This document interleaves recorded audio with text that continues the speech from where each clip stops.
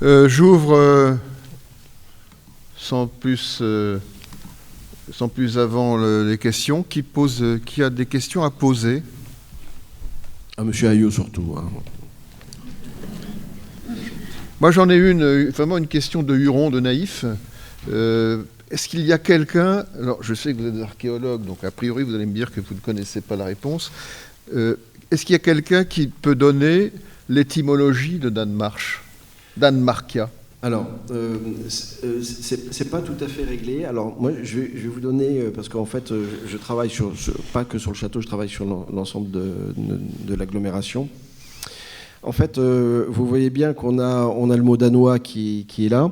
Et alors, on peut faire un lien, parce qu'il faut savoir que du côté de Fermaincourt, je vous parlais tout à l'heure de la stratégie de fortification de Robert Ier sur la vallée de Fermaincourt. Et à Fermaincourt, nous avons des lieux, alors j'ai plus les noms précis, mais qu'on retrouve sur le cadastre napoléonien, des lieux dits qui sont le long de l'Eure, avec le toponyme en arche, qui font penser très clairement, par exemple, à Pont de l'Arche. Et on sait que ce toponyme fait référence à des fortifications sur des rivières. C'est à l'époque de Charles le Chauve, notamment quand, au moment des invasions vikings et scandinaves, il y a effectivement des raids. On dit que Rollon, pour arriver à Chartres, est passé à remonter la Seine. Ça voudrait dire aussi qu'il a pu faire un petit bout de chemin en longeant l'Eure, ce qui expliquerait que l'Eure a pu être fortifiée à cet endroit. Or, on sait aussi qu'une des pratiques des Vikings, c'était que lorsqu'ils en avaient la possibilité, ils s'installaient sur un site pendant plusieurs mois. Donc là, moi, c'est une hypothèse que j'émets, c'est qu'il se pourrait qu'en fait, on soit sur un site d'occupation scandinave qui ait laissé suffisamment de traces pour que le toponyme soit issu de cela. Merci beaucoup pour cet élément de réponse. Et alors là, j'ajoute aussi quelque chose auquel je ne connais rien. On est à proximité immédiate d'un toponyme gaulois avec Dreux.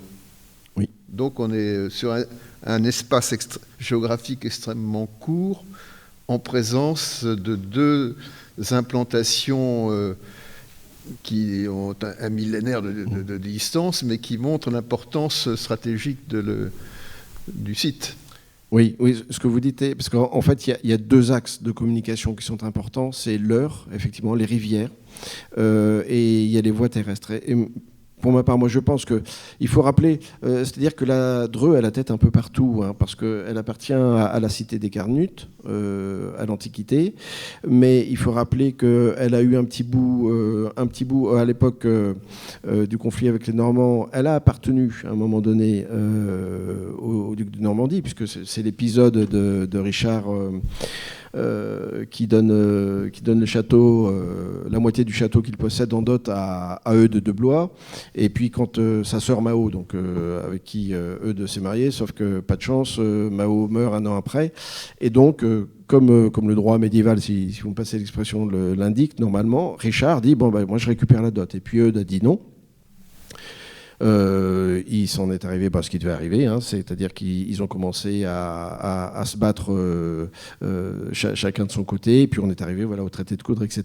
Donc ce qui veut dire qu'il y a une part normande, il y a une part carnute, il y a une part francilienne, déjà avec à l'époque mérovingienne, qui fait qu'effectivement on a un site stratégique et qui bascule entre les deux, les voies terrestres que garde Dreux et Fermaincourt qui est plutôt du côté de l'Eure.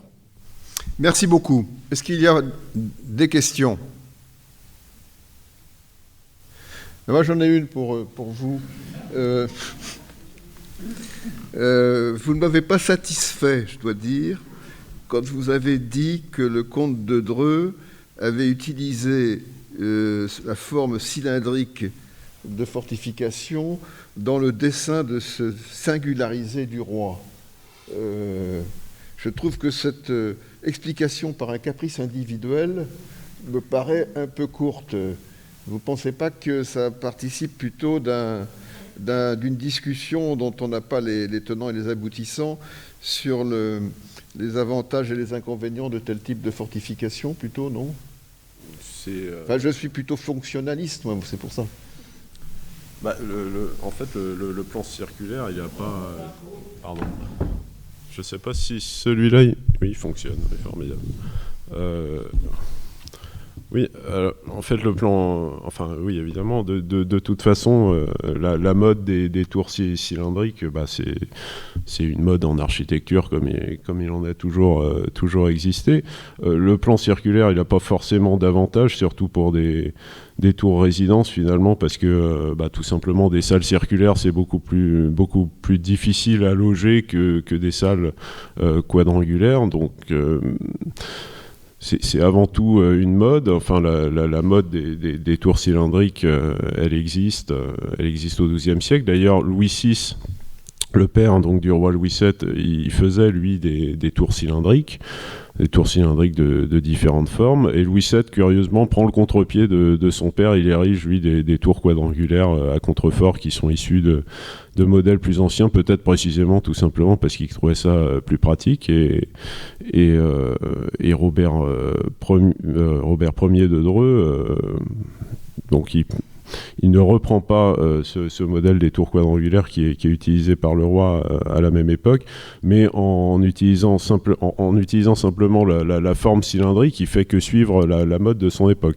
Par contre, le fait d'avoir doté cette tour cylindrique de tourelles vraiment très particulières sur contrefort, des petites tourelles incurvées sur contrefort, ça c'est vraiment un dispositif très particulier qui existe a priori que à la tour des Fanaux de Dreux. Et oui, moi je prends ça pour un petit caprice architectural, une façon de montrer aussi qu'on peut...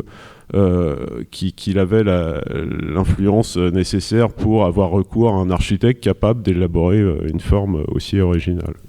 Alors, peut-être aussi, je crois qu'on peut mettre en perspective, je pense que André Châtelain était plutôt aussi sur cette interprétation.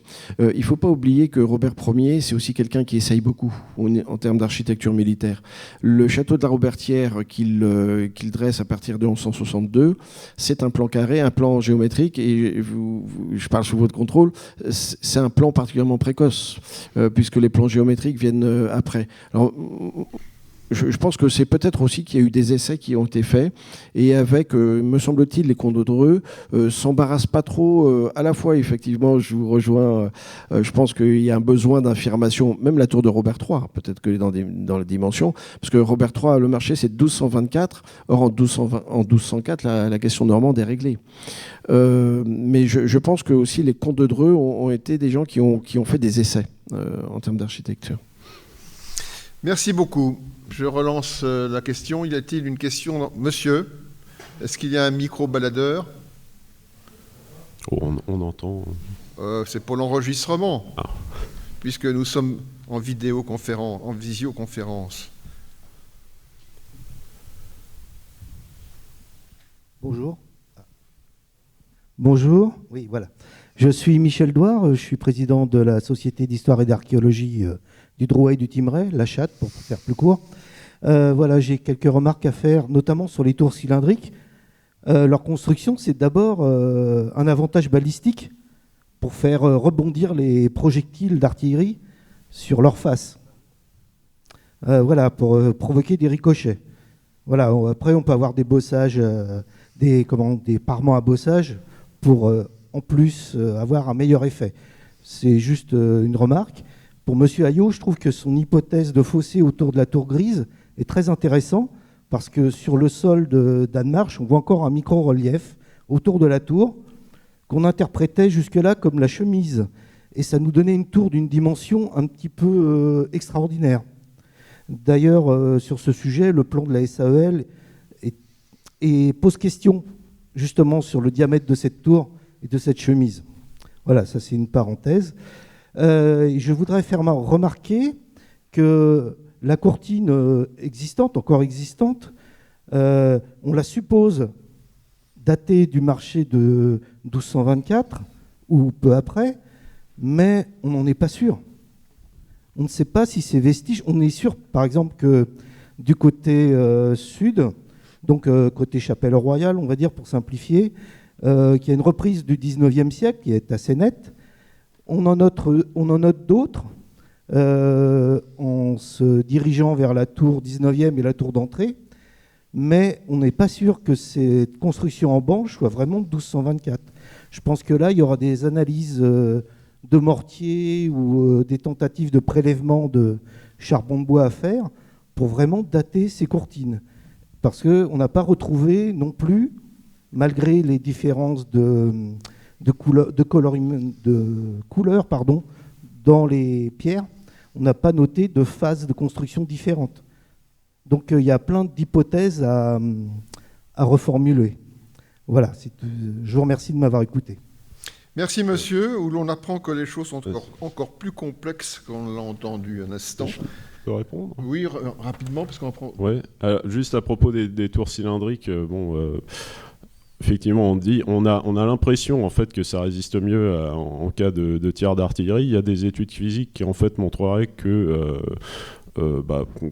c'est pas forcément vrai, que les tours quadrangulaires étaient aussi bien adaptés face aux tirs d'artillerie, voire mieux.